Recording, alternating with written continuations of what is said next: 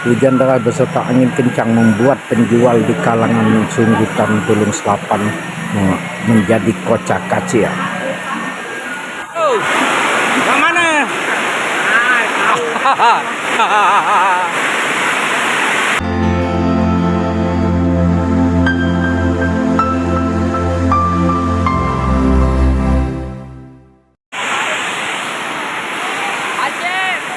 Banjir.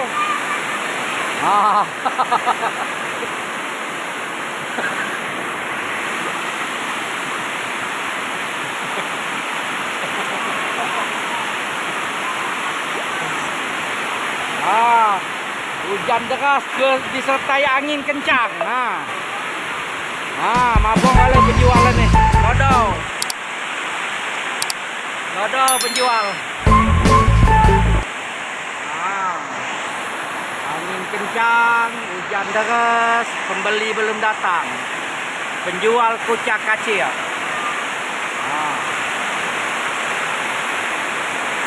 Di kalangan Penanggok Duren, Sungutan, Tulung Selapan, Oki, Sumatera Selatan. Halo Mer.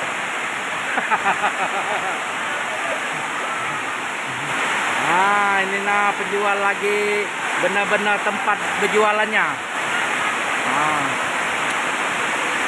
Oh.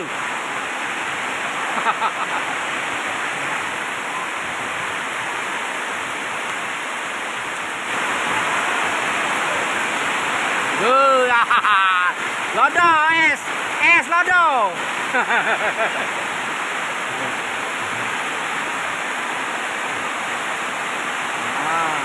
Mali, pedagang sosis dari Desa Pampangan.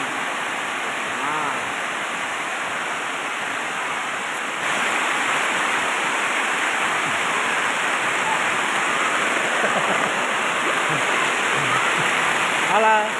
2 jari. 2 periode ya. 2 periode, 2 jari.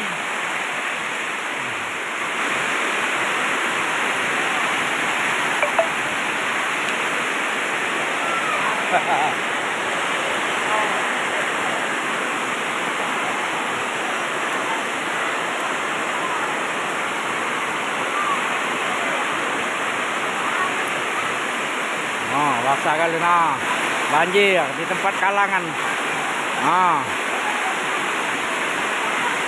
Nasib pejuang rupiah. Pembeli belum datang, hujan datang.